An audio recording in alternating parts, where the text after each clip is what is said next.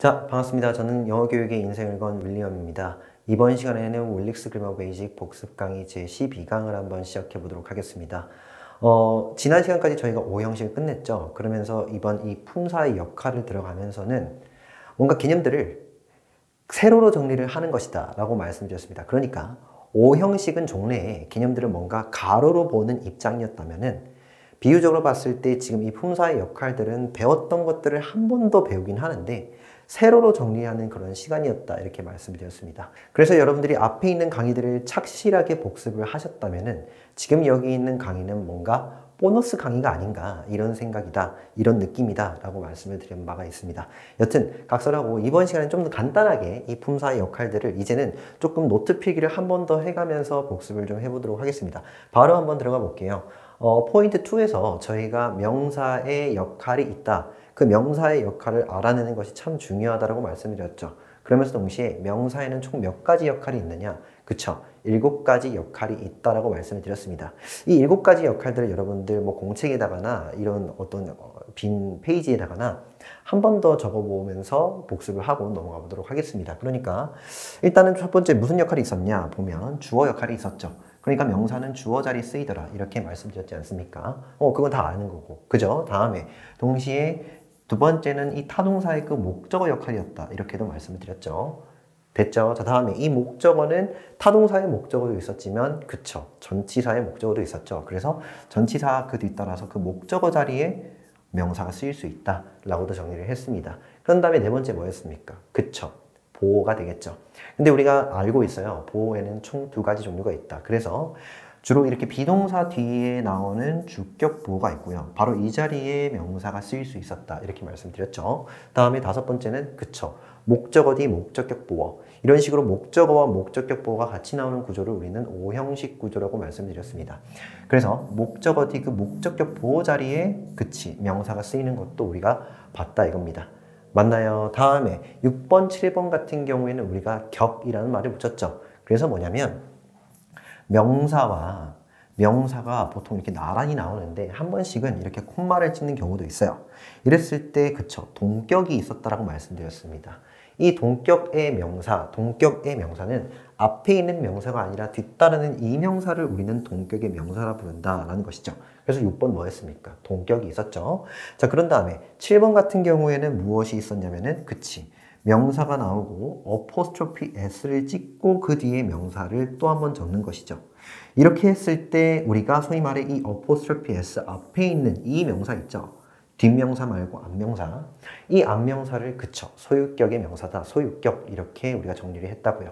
기억나시죠? 자, 그랬을 때 이 6번하고 7번 같은 경우에 해석을 좀 간단히 해보면 이렇게 해석한다고 말씀드렸습니다. 명사 2개가 나란히 있었을 때 6번은 뒷명사인 앞명사 이런 식으로 해석을 한다. 보통 그렇다라고 말씀을 드렸습니다. 물론 앞명사인 뒷명사 이렇게 해석하셔도 상관은 없지만 여기 있는 이 7번과 조금은 구분을 하기 위해서 우리는 뒷명사인 앞명사 이렇게 해석하자 약속을 했죠. 기억나시죠? 자, 다음에 7번 같은 경우에는 그쵸, 앞명사의 명사의 뒷명사다. 나중에 이 의라는 즉 소유 개념 있죠. 이것도 의미적으로 따지면 굉장히 골치가 아픈 개념이긴 하지만 여튼 이런 식으로 어포스트로피 s가 나온 경우에는 의라고 해석한다. 그래서 앞명사의 뒷명사 이렇게 해석한다라고도 말씀드렸습니다. 간단하죠. 자, 결국 이 명사에는 총 7가지 역할이 있고 이 7가지 역할을 잘 숙지하셔가지고 이 명사는 어떤 역할이고 저 명사는 또 어떤 역할인지 이것들을 구분해내는 것이 가장 중요하겠다 이렇게 말씀드렸습니다. 그래서 총 6가지 역할을 좀 복습해오면 주어, 타동사, 목적어, 전치사, 목적어, 주격 보어, 목적격 보어, 동격, 소유격이 있었다. 되셨죠? 오케이, 좋습니다. 그러면 체크 포인트로 바로 한번 넘어가 보도록 하죠. 지금 여기에서 굵게 친 어구들의 그 문장상의 역할을 한번 규명해보라, 적어보라 이렇게 되겠죠. 자, 이렇게 했을 때 물론 여기 있는 대명사가 나왔는데 이 1번 같은 경우에는 대명사죠. 대명사는 명사구를 대신해서 쓰는 말이니까 명사의 일종이다. 뭐 이 정도 생각은 무리 없이 될 것 같습니다. 그죠? 자, 그랬을 때 이 대명사는 그쵸, 이 문장 내에서 주어 역할을 하고 있다. 이렇게 적어주시면 되겠고 다음에 could hear, 어렵지 않죠? 여기에서는 지금 동사가 나왔습니다. 네, 동사가 나왔는데 hear 이라는 건 무언가를 듣다라는 타동사죠. 이에 해당하는 무엇이 나와야 되냐면 그쵸, 목적어 faint tapping까지가 목적어다 이거죠. 그래서 이 2번 같은 어구의 즉 이 명사구 어구는 그치 목적어 역할을 하고 있다 이렇게 좀 바라봐 주시면 되겠고 다음에 under 전치사가 나왔네요. 그럼 역시나 뒤따라서 목적어 이렇게 나오더라. 말씀을 드리고 뭐 이렇게 분석을 해주시면 뭐 무리가 없겠다 생각이 들죠.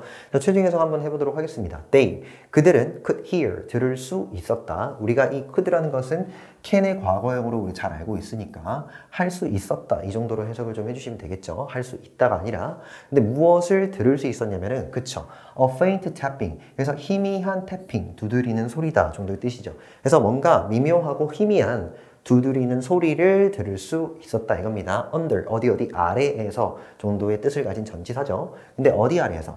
The wreckage 우리가 wreckage라는 것은 잔해라는 말입니다. 뭔가 쓰레기 더미 그죠? 뭔가 파손되고 사물들이 파손되고 수북히 쌓여있는 그런 어떤 파손된 더미들 그죠? 그 정도의 이미지인데 그래서 잔해 아래에서 희미한 소리를 들을 수가 있었죠. 두드리는 소리를 뭔가 생존자가 있겠다라는 생각이 드시죠? 뭐 우리가 재난 뭐 자연재해 때문에 뭐 지진이라든지 어떤 그 건물의 그 파편들 속에서 그렇게 매몰된 사람들이 있겠지 않습니까? 그 사람들이 나 여기 있어요 라면서 이렇게 두드리는 그런 소리를 내지 않았을까? 그래서 이 구조대원들은요, 예를 들어 이 구조대원들은 could hear 들을 수 있었는데 a faint tapping 뭔가 희미한 두드리는 소리를 들을 수 있었다라는 것이죠. under 어디 아래에서 어디 아래에서냐면 바로 그 잔해 아래에서가 됩니다. 그래서 결론, 문장에서 명사는 7가지 역할을 하는데 다른 어떤 품사보다도 이 명사의 역할 7가지를 암기하는 것이 가장 중요하고 앞으로 여러분 그 수업 영어 인생에서 절대 까먹으면 안 된다라고 말씀을 드린 그 부분이니까 꼭 좀 기억을 해 주십시오. 오케이, 좋습니다. 자, 이렇게 명사의 역할 다 정리를 하고 이제 포인트 3에서는 형용사의 4가지 역할을 정리를 했죠. 맞나요? 예. 우리가 이 형용사라는 것은 여러분들 잘 알고 있는 것은 그치 명사를 꾸며준다 뭐 이렇게만 알고 있잖아. 근데 여러분들 제가 또 수업 시간에 뭐라고도 말씀드렸냐면은 꾸며주기도 하지만 풀어주기도 한다. 됐습니까? 이걸 좀 더 편하게 말해서 같아지는 말이다 이렇게도 말씀드렸다고. 기억나시죠? 결론, 이 형용사라는 건 2가지 역할, 수식어 역할로도 쓰이고요 다음에 보어 역할로도 쓰이더라 이겁니다. 그랬을 때 이 수식어라는 것은 위치 개념으로 봤을 때 총 2가지 개념이 있었죠. 그러니까 명사를 중심으로 명사를 앞에서 꾸미는 전치 수식어, 제가 이렇게 한번 적을게요. 형용사가 먼저 나오고요. 그 뒤따라서 명사가 나오고 이 형용사가 뒤따르는 명사를 꾸며주는 즉 전치 수식어 개념이 있었다는 거야. 전치, 그러니까 앞에서 뒤따르는 명사를 꾸민다 라는 개념이시죠. 맞나요? 다음에 2번째 2번은 뭐냐면 명사가 나오고 나서 형용사가 나온다. 그래서 명사를 그 뒤에서 형용사가 꾸미는 이러한 개념. 그쵸? 후치 수식어 개념이었죠. 이거 꼭 좀 필기를 해두세요. 한 번 더. 자, 이렇게 형용사가 명사 앞에서 전치 수식어다. 절대 까먹으시면 안 됩니다. 전치 수식어. 다음에 2번째. 명사를 뒤에서 꾸민다. 그래서 후치 수식어. 되셨죠? 이렇게 수식어의 종류는 2가지로 나눌 수 있었다라고 말씀드렸고 항공의 입장에서 가장 조심해야 될 개념은 그쵸 1번보다는 2번 개념을 정말로 조심하셔야 된다 말씀드렸습니다. 한국에는 없는 개념이죠. 앞으로 여러분들의 그 골치를 굉장히 썩힐 그러한 개념 자체가 바로 이 후치 수식어라는 개념이니까 지금 이런 개념이 있구나 하고 그냥 넘어가지 마시고 이런 개념은 굉장히 중요하겠구나 라고 마음에 좀 새겨두십사 부탁을 드립니다. 자, 다음에 3번입니다. 이 3번은 보어라고 말씀드렸는데 이 보어는 앞에서 명사를 다루었을 때랑 마찬가지로 그쵸? 비동사 뒤 주격 보어가 있죠. 그랬을 때 이 주격 보어 자리에 그치 형용사가 쓰이는 꼴 이렇게 말씀드렸고 다음에 오형식 구조에서 목적격 보어 자리에 그쵸 역시 형용사가 쓰이는 꼴 이렇게 2가지 또 있었다라고 알아봤죠. 다 지금 정리가 되셔야 됩니다. 우리가 5형식까지 정리를 했다면 여기서는 뭐만 하면 되냐면 그냥 끄덕끄덕만 하시면 됩니다. 저랬었지 라고요. 되셨습니까? 자, 여튼 이 보호에 관해서 한 번 더 좀 구체적으로 또 말씀드리면 비동사 뒤에는 주격 보호가 나오는데 여기는 명사, 형용사 쓰일 수 있었어 라고 가로로 우리가 종래나 알아봤다면 지금 여기에서는요. 그쵸? 형용사가 주격 보호 자리에 쓰이는 거야. 뭐 이 정도의 개념이었다. 그래서 세로로 알아보고 있다. 누차 말씀드립니다. 되셨죠? 자, 그래서 1번, 2번, 3번, 4번 총 형용사의 역할은 총 4가지인데 전치 수식, 후치 수식, 주격 보어, 목적격 보어가 있었다. 생각해 주시면 되겠습니다. 오케이, 좋습니다. 다음에 4번이죠. 4번은 부사의 4가지 역할. 우리가 이 부사라는 놈은 앞에서 쭉 진행을 하면서 조금씩 첨가되어 왔죠. 그 역할들이. 기본적으로는 저는 명사 빼고 다 꾸미는 말 이렇게 말씀을 드렸지만 주로 동사를 꾸민다. 그리고 우리가 한부형명, 명사구를 다루면서 그쵸? 형용사도 꾸밀 수 있다. 이렇게는 말씀드렸지 않습니까? 그런데 구체적으로는 우리는 총 4가지로 정리를 할 수 있겠더라라고 이번 시간에 좀 더 자세히 배웠습니다. 맞나요? 자, 그래서 한 가지씩 좀 적어보면은 부사가 나오는데 이 부사는 누구를? 그쵸? 동사를 꾸밀 수 있다. 이거 정리했죠? 이건 되게 당연한 개념이니까. 다음에 두 번째는 뭡니까? 그쵸? 두 번째는 부사가 나오는데 이 부사가 절을 꾸밀 수 있어요. 예. 이거를 문장이라고 표현을 하기도 하는데 뭐 둘 다 맞는 말입니다. 아시겠죠? 여튼 절을 꾸민다 라는 것인데 이 절 개념이라는 것은 우리가 주어와 수로 동사의 개념이었다. 이렇게 말씀을 드렸죠. 그러니까 이 부사 자체가 뒤따르는 또는 앞서 있는 주어 수로를 꾸밀 수가 있더라. 이런 개념입니다. 3번 같은 경우에는 그쵸. 부사가 누구를 또 그쵸. 형용사를 또 꾸밀 수 있더라. 이렇게도 정리를 했죠. 맞나요? 다음에 4번은요. 부사가 또 다른 부사를 꾸밀 수도 있어. 이렇게도 말씀드렸다고. 그래서 우리가 이 부사의 역할은 총 4가지로 정리를 하되 물론 조금 더 디테일하게 여러분들이 영어를 더 깊게 배우면 깊게 배울수록 이 4가지 말고 더 있어요. 제가 서두에서 말씀드렸지 않습니까? 부사라는 것은 명사 빼고 거의 다 꾸며. 됐죠? 이 부사라는 놈은요 정말로 그 역할이 뭐 오지랖이 굉장히 넓어가지고 오지랖이 정말 넓어요. 그래가지고 안 꾸미는 어떤 품사가 없어요. 거의 모든 품사를 꾸미는데 우리가 지금 단계에서 정리할 것은 총 4가지밖에 없다. 이렇게 좀 알아주시고 이 4가지라도 잘 챙겨가자라는 것입니다. 되었습니까? 다시 한 번 더. 부사 역할 4가지거든요. 뭐뭐 있습니까? 그쵸? 동사를 꾸며주거나 문장 또는 절을 꾸며주거나 형용사를 꾸며주거나 그쵸? 또 다른 부사를 꾸며준다. 이렇게 4가지 정리를 좀 해주시면 되겠습니다. 되나요? 오케이, 좋습니다. 다음에 5번 한번 가볼게요. 포인트 5에는 동사의 2가지 역할 이렇게 우리가 좀 정리를 했는데 동사의 2가지 역할은 저희가 5형식 개념 다루면서 바로 이 준동사라는 표현을 빼놓을 수 없었다 말씀드렸죠. 다시 1번, 그쵸? 동사라는 것은 수로 동사, 수로로 쓸 수 있었다라는 거야. 맞나요? 예, 바로 수로 동사 개념이 있었고 그 반대편에는 뭐가 있었냐면은 준동사가 있었다고요. 됐죠? 이 준동사라는 개념은 수로로 쓰지 못하는 동사다 이렇게 말씀을 드렸습니다. 근데 거기에서 그 개념의 어떤 그 이해가 그칠 것이 아니라 제가 뭐라고 말씀드렸냐면은 잘 보세요. 문장 성분에는 총 5가지가 있다면서요. 그죠? 네, 이렇게 총 5가지의 성분이 있다라고 말씀드렸는데 여기에서 이 준동사라는 놈은 수로 자리에는 못 쓴다며. 이해되니? 수로 자리에 못 쓰는데 근데 왜 쓰는 겁니까? 이렇게 질문을 했잖아. 됐죠? 다시. 준동사가 동사인데 그러면 수로 자리 쓰면 될 거 아닙니까 선생님? 근데 얘 못 쓴다고. 그럼 왜 쓰는 건데? 수로 자리 말고 라고 말씀드렸죠. 수로 자리 말고 다른 주어나 목적어나 보어나 수식어 이 자리에 쓰고 싶어서 우리는 준동사를 쓴다라고 말씀드렸어요. 결론. 이 준동사는 왜 쓰냐라고 얘기했을 때 수로 자리 말고 다른 문장 성분으로 쓰기 위해서 쓴다라고 말씀드렸다고. 됐습니까? 다시. 정리를 좀 해보면 동사라는 것은 2가지의 역할로 나눌 수가 있는데 한 문장의 주인공이 되는 주어와 함께 주인공이 되는 수로 동사 역할이 있고요. 맞나요? 나머지 준동사의 역할이 있더라. 근데 이 준동사의 역할은 굉장히 많죠. 뭐가 있었습니까? 주어, 목적어, 보어, 수식어 여러 가지 역할로 쓰일 수가 있고 앞으로 가서는 여러분들 이 준동사에 대한 공부가 또 조금 더 골치가 아프겠다 이렇게도 말씀드렸습니다. 굉장히 내용이 많아요. 뭐 투부정사니 현재 분사니 동명사니 막 이런 얘기 막 나올 거거든. 여튼 이번 시간에 우리가 정리한 것은 그치 준동사의 종류였다라고 말씀드렸어요. 맞나요? 이 준동사 다시 한번 지우고 한번 적어보면은 이 준동사의 종류는 총 몇 가지가 있었다. 그쵸? 4가지가 있었다라고 말씀드렸죠. 4가지. 기억나십니까? 왜 이렇게 많이 줘야 되지? 여튼, 네. 준동사의 종류는 4가지. 뭐가 있었다고요? 이거 꼭 좀 기억해달라 말씀드렸죠. 첫 번째, 투동사 원형이 있었습니다. 얘가 준동사야. 맞니? 얘가 주어 자리, 목적어 자리, 보어 자리, 수식어 자리 다 쓰일 수 있다고요. 됐죠? 자, 다음에 또 누가 있었습니까? 동사 원형.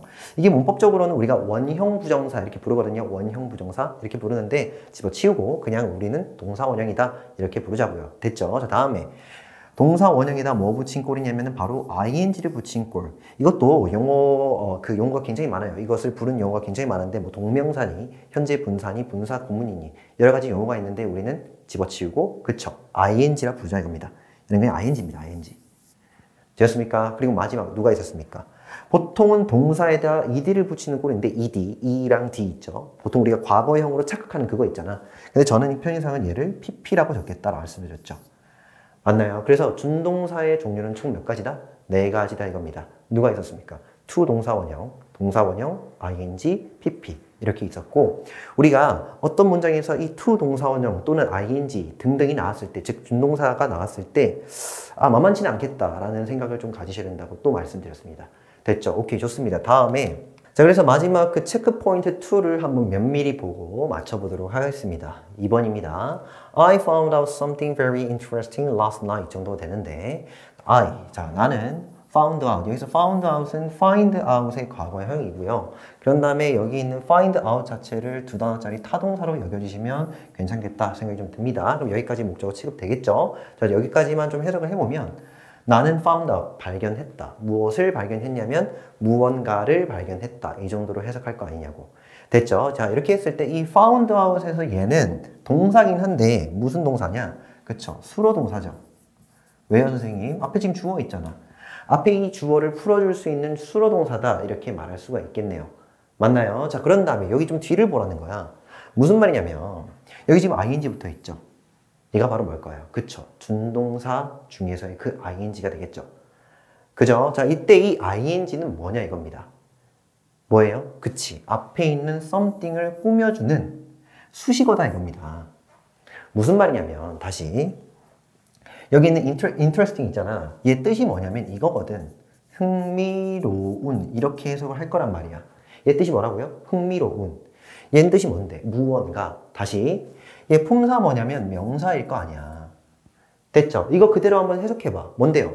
흥미로운 무언가를 발견했다. 이렇게 갈 거 아니야. 다시 흥미로운 무언가라고. 흥미로운 무언가. 이렇게 해석되는 것이 가장 적절하지. 맞나요? 자, 그러면 명사를 꾸며주는 얘는 품사 뭔데? 형용사. 형용사는 뭐 하는 말? 명사를 꾸며주는 말. 다시 말하면 수식하는 말이라고요. 제가 뭐라 말씀드렸냐면은 준동사라는 것은 수로 자리 말고 다른 문장 성분. 됐습니까? 주어, 목적어, 보어, 수식어. 다른 문장 성분으로 쓸 때 우리는 준동사를 쓴다라고 말씀드렸지 않습니까? 그 중에서도 문장 성분 뭡니까? 그치, 수식어로 쓰는 거지. 이거 이해되니? 진짜 어려운 얘기일 수 있거든요. 여러분들 진짜 앞에서부터 복습을 차근차근 하셨다면 단박에 이해가 되실 것이며 그렇지 않은 경우에는 제가 부탁드릴게요. 한 번만 더 정주행 해봐. 아시겠죠? 여러분들 머릿속에 무엇이 빠져있는지도 저도 잘 몰라요. 여러분들도 잘 모를 거야. 그럴 때는 그냥 앞에서부터 한 번 더 정주행을 하는 거야. 그러면 그 빠진 부분들이 채워지겠지라는 믿음으로. 자, 그래서 결론입니다. 결론은 흥미로운 저기 니은 붙어서 이렇게 해석하는 걸 우리는 형용사라고 부르는데 흥미로운의 뜻을 가진 이 ing가 앞에 있는 명사를 꾸미기 때문에 얘는 수식어 역할이다 이거죠. 되나요? 그랬을 때 선생님 얘는 형용사입니까? 형용사로 봐주셔도 됩니다. 됐죠? 네. 형용사로 봐주시면 봐봐. 여기 앞에 있는 very의 그 역할도 바로 파악이 되죠? 부사입니다. 맞나요? 부사이면서 뒤따르는 형용사를 꾸미겠죠. 최종 해석 여기까지입니다. 잘 들어. 나는 발견했다. 무언가를 발견했는데 매우 흥미로운 무언가를 발견했다. 이 정도의 해석이라고요. 아시겠습니까? 됐죠? 자, 여기에서 found out은 수로 동사 역할. 여기에서 very interesting은 앞에 있는 명사를 꾸며주는 수식어 역할이다 이겁니다. 됐죠? 자, 다음에 last night, 지난밤에 발견한 거지. 역시 동사 꾸미죠. 맞나요? 지난밤에 발견한 거잖아. 그래서 얘는 부사 수식어다 이겁니다. 자, 그래서 최종 해석을 한번 해보도록 하겠습니다. I found out. 나는 발견했다. 무언가를 발견했는데 매우 흥미로운 무언가를 지난밤에 발견했다. 이 정도의 해석입니다. 제가 굉장히 복잡하게 분석을 해드렸죠. 맞나요? 여러분들이 이 정도 쉬운 문장은 분석 안 해도 할 수 있어 라고 하시는 분들도 있겠지만은 제가 부탁드릴게. 영어를 조금이라도 더 빨리 끝내고 싶으시다면은 쉬운 문장이라서 치더라도 분석하십시오. 물론 저 같은 경우에는 분석을 안 합니다. 왜냐면 머릿속으로, 눈으로 다 하거든요. 되셨죠? 막 이렇게 복잡하게 막 쓰거나 그렇진 않지만 적어도 여러분들이 배우는 첫 단계라면은 지금까지 그리고 앞으로 계속 분석을 꾸준히 해주십사 부탁을 드리고요. 지금까지 내용들이 잘 이해되셨으리라 저는 믿어 의심치 않고 그렇지 않은 경우에는 복습을 한 번 더 해주시길 꼭 부탁드립니다. 그래서 오늘 여기까지 하고 다음 시간에 또 보도록 하겠습니다. 오케이, 수고하셨습니다.